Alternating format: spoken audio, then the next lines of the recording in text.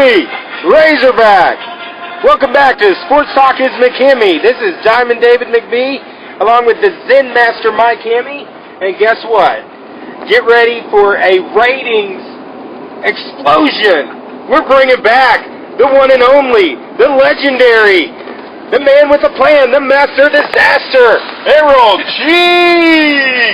He's back, because we're going to talk about some Arkansas Razorback basketball. And Sports Talk is McHemme. As you know, we're on the road today. We just went and watched the Arkansas Razorbacks play against Utah Valley, I think it's Utah Valley State, and it was a blowout. The Hogs just annihilated them. Of course, you know, they're not playing an SEC team yet, but the question that we got to talk about is, does Arkansas make the NCAA this year, Mike? Right now, they're 11-2. You know, while they look good today, just a week ago against Northwestern, barely pulled out a win on that. Just looked absolutely atrocious, Mike. But today did look a lot better. Of course, the level of competition was not quite as much. But, you know, of course, we got Mike and the Zen Master. Mike, you know, I think it all kind of starts with Clinton Portis and also Michael Qualls. I think those are the guys that are just proving to be standout players. But to me, Mike, the question mark is at point guard. Rashad Madden, just not sold on him yet. He's terrible, Dave. Single-handedly cost us the game against Clemson, and you know how I feel about Rashad Madden, and you also know that any basketball team needs a point guard that they can count on. And it's just one thing the Hogs, they just really don't have right now. And if you have a point guard, let's think back to Nolan Richardson days, Corey Beck, somebody get out there on defense, get in your face, stick with you. That's one thing Rashad Madden can't do. He can't stick with the quicker guards, forces the ball too much. We are hurting there. Do I think we make the playoffs or the NCAA tournament this year?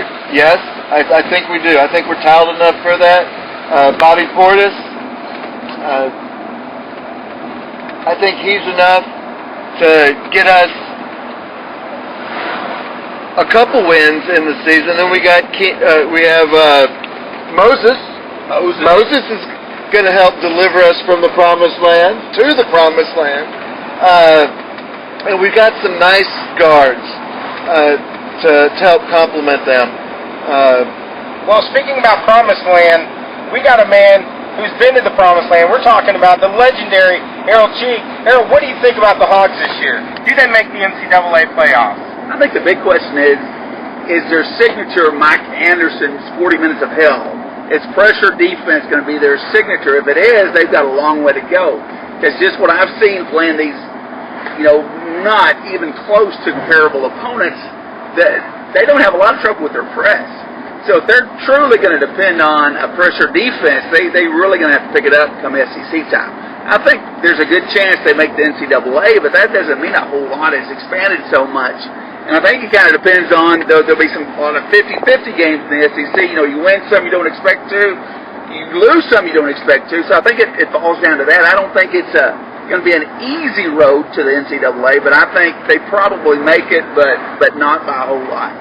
Yeah, I'm thinking, as I look at their schedule, I'm thinking 10, 11 conference wins. I think they're going to be over 500. I think it's going to be enough to get in. But, you know, it used to be, with the 40 minutes of hell, yeah, the way it used to be played, when you get into the NCAAs, your first and second round opponents had no clue how to deal with it. Watching the teams that we've played so far, as you said, they're not afraid of Arkansas's press. In fact, the game on Monday against Northwestern, they had two guards. One just sliced it up on the dribble by himself. You know, today they did it with the pass pretty well. We're not getting the offense off of the defense that we would generally expect to see from a Mike Anderson Absolutely. defense. Yes. And guys, I think this year the pressure is on Mike Anderson. This is his 4th year with the Hogs.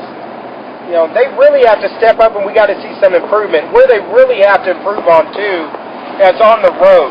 In the SEC on the road, you know, having just a handful of SEC wins in 3 years, and now going into year 4, will they be able to win SEC games on the road, guys? Well, you know, they are the worst road team in the nation. They've won only 29% of their road games, conference and non-conference, over the last 5 years. The second team, the team behind them is Alabama, and they've won 43% of their road games. Wow. So we are, by and large, far and away, the worst road team. And how do you fix that? It seems to me like the basketball court is 94 feet long. The goal's 10 feet high. 5 players on each team. I'm not sure what is causing this with the Razorbacks, but Mike Anderson's got to fix it.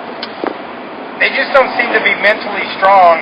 And for them to make the NCAAs, now I agree with you. I think they're making the NCAAs, but how far they go in the NCAA until they can get mentally strong on the road, I think it's going to be a long season again. I don't see them really going far in the NCAAs, but if they can overcome that, get mentally strong, I think with the athleticism with Bobby Portis and the Michael Falls, they can get some team troubles. But it'll be, this next month's going to be really important to see how they come out, especially when they start that SEC schedule, guys.